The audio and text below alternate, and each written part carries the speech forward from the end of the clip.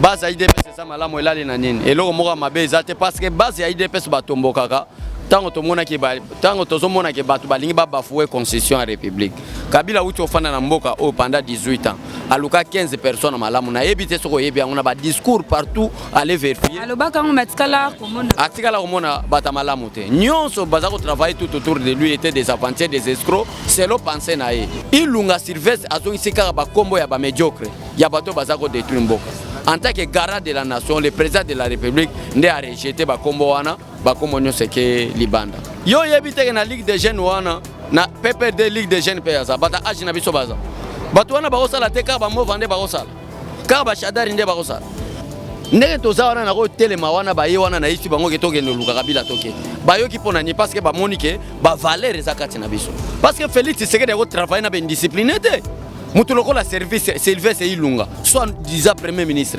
un indiscipliné na domaine politique ba leader ba parti politique nyonso FCC batindika ba voler lokola ba Shadari un escroc total de naissance lokola Emmanuel Shadari lokola Mova Sakani mutu ba benga likofi ya Kabila. Et croyez-vous que Félix Tshisekedi a accepté la qualité de président de la République travailler avec Mova Sakani? Jamais.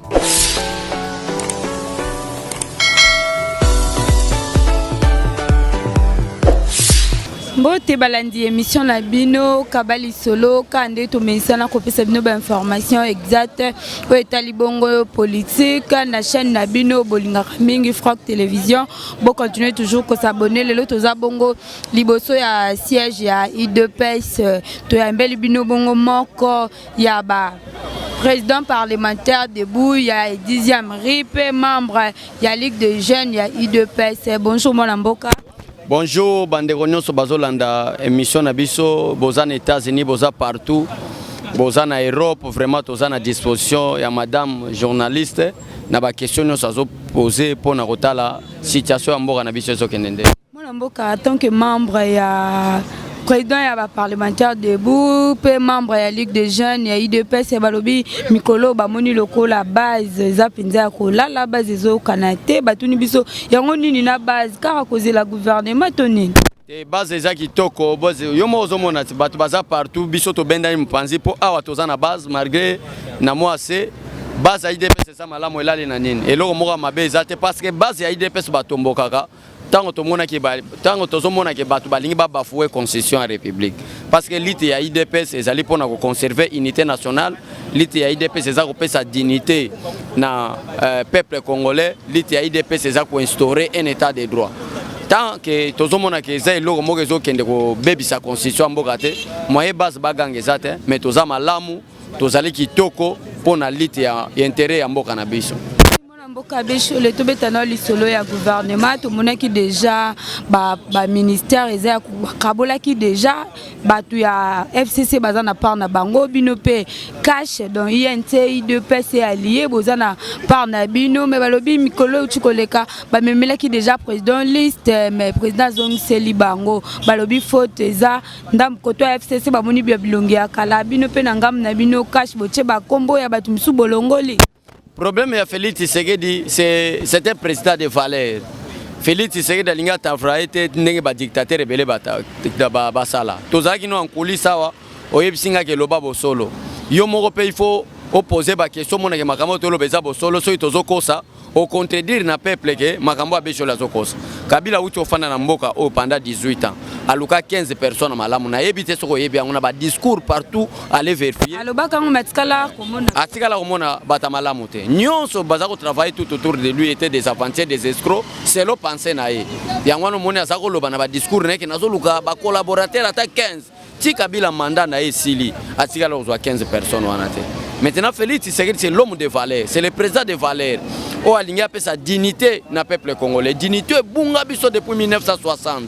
Lelo oyo président Félix Tshisekedi alinga zongi sango arozongi sango na nani arozongi sango na bato baso prôner valeur arozongi sango na bato oyo bazana posa ya kotonga mboka nde asengaki na chaque poste ministériel ezala 3 noms mais à notre grande surprise toyo komona ete ba kombo o président république a sengi Ilunga Sylvestre azongi sika ba kombo ya ba médiocre ya bato bazako détruire mboka en tant que garant de la nation le président de la république nde a rejeté ba kombo wana ba kombo nyonso ke libanda Mon mboka bande ko FCC balobi au moins que président ye moko komi ko bloquer pour sortir à gouvernement salama. Tango azo senga babilonga sika to yebi déjà FCC zande ba nzoko wana minene ba kombola bango to ko tanga te mais bino boyebi bango congolais nyo sa yebi bango. Tango yazo luka malamu ye premier ministre akokende ko lukela ba to yazo senga wana wapi. Pendant que nangam na bino pe cash bozozong sandeti ba kinke mulumba ba François Mwamba o pe ba travailler na Kabila.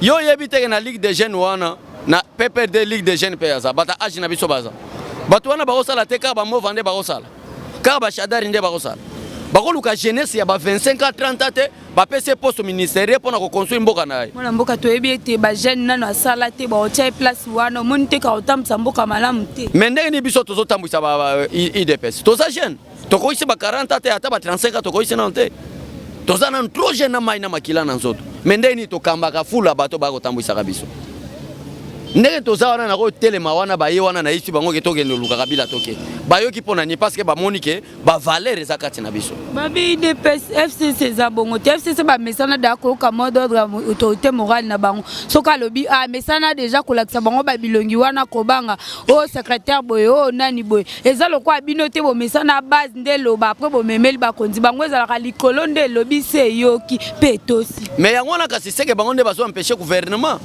Parce que Félix Tshisekedi a travaillé dans une discipline. Moutuloko la service Sylvestre Ilunga, soit disant premier ministre. Un indiscipliné dans le domaine politique. Comment c'est possible Moutou Azabi oyebi ke nzamba lobi ke na sali o mutu na jardin de Dents. Tango nzamba sali mutu na jardin de Dents, ayebi ke tala ba principe na pesi yo yango yo. Mais na lopango wana kokota te. Soko koti kuna okosumuka. Mutu ayaki kokoma nyamakan. Tango mutu a respecté tes principes oyo nzamba salela ye mutu akomi nyama mbala moko à se comprendre que nazani. C'est ça le problème. La loi maintenant de la République, c'est la Constitution. La Constitution donne au président de la République les pleins pouvoirs, des prérogatives. Après 6 mois, on a prérogatives na premier ministre. Allez consulter les membres des partis politiques. Allez composer le gouvernement. Mais moi, à ma qualité de président de la République, na sengi na yo na président de la République, na moment où la consultation, na chaque poste ministériel, c'est l'anga 3 noms. Voilà comment est-ce que tout le monde il a servi certaines indisciplines politiques. À considérer même te yo femme congolaise. Ok, président de la République a posé que na quota oyo, ya gouvernement oyo, régime oyo, tous ont un fisc à 30%. Ya femme congolaise loko la binobo sala.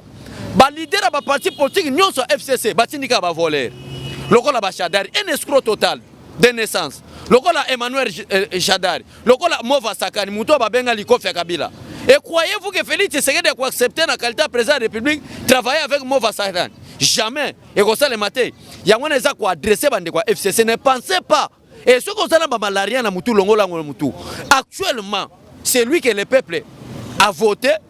L'élection, c'est Félix Tshisekedi. C'est lui le garant de la nation. C'est lui l'arbitre des bons fonctionnements réguliers des institutions, conformément à l'article 69 de la Constitution. Et tant que nous avons la malaria, maman tala na mboka au Congo, mboka linge kufa. Sylvestre Ilunga zana 74 ans. 74 ans, que papa moko est déjà bani au 3e âge. Ça qui est déjà mon japonais qui est le premier ministre. Mais mon japonais le premier ministre, c'est mon conseiller au monde que c'est un indiscipliné politique. Bino bolinga salani.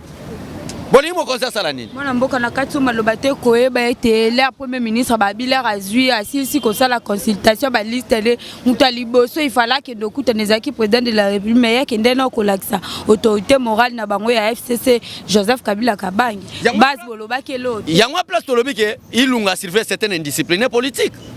La constitution congolaise nulle part et se reconnaît FCC le la moko ya ben institution mboka. Mais par quel mécanisme, par quelle manière, au moment où nous avons fait un rapport, notre autorité morale. C'est ça, on déplace certaines anti-valeurs. Mais quand on a un ministre, avant de faire un rapport, on a recourir à l'autorité morale de Joseph Kabila Kabange. Si bien base, na place wana bozo ko raroter le matin boko mi komesana na libala ngonde bande komsu ya poto balobi libala wana ese salama kala bino pesi bo mesani nango bana bandimi makangu ya papa. Peuple congolais est libalaté, mais c'est une coalition conformément à l'article 78 de la Constitution. Comme avant que vous fassiez un rapport dans mon Konzamboka, bah même rapport notre morale. Journaliste batebele balanda kayo. sozo tuna mutuna c'est conformé à la constitution na kati constitution ya République démocratique du Congo néanmoins cause la sénégalais ou rwandais mais soza congolaise na kati constitution ya République démocratique du Congo nulle part balba que liba ya parti potier ezalaka babenga ngo coalition conformément à l'article 78 de la constitution qui stipule que le président de la République doit nommer le premier ministre ainsi que les membres du gouvernement au sein de la majorité parlementaire. Et parce que le CACH n'a pas obtenu la majorité parlementaire, nous devons faire ce qu'on appelle en politique la coalition. Peuple congolais, pourquoi Félix Tshisekedi a une coalition, maman journaliste, en 1960, Lumumba premier ministre, Kassavou premier président de la République, Bakene Logo Babenga qui cohabitation. Au moment de place ce que là Ibango, Lumumba c'est quoi aussi père du président de la République et le président de la République Kassavou croit qu'il est au-dessus du premier ministre et même qui crise Namboka. Le président de la République a suspendu le premier ministre c'est moi le chef du gouvernement, tu ne peux pas me suspendre par contre dans le président de la République. Alors l'erreur du passé et qu'on peut s'abisso bataille de c'était que nous allons surtout commettre erreur, tous la droit erreur. Au lieu d'aller en cohabitation to soumettre que to kende na coalition. Mais la coalition en pays, tout le monde que la majorité des politiciens tout ça dans la coalition, ce sont des indisciplinés politiques. Alors qu'est-ce que nous devons faire? Nous devons barrer les noms au peuple congolais au séparangoté. Il y a un rôle du président de la République Bic Rouge, l'arbitre de bon fonctionnement réglé des institutions, a suivi Bic Rouge à barrer Bakombo.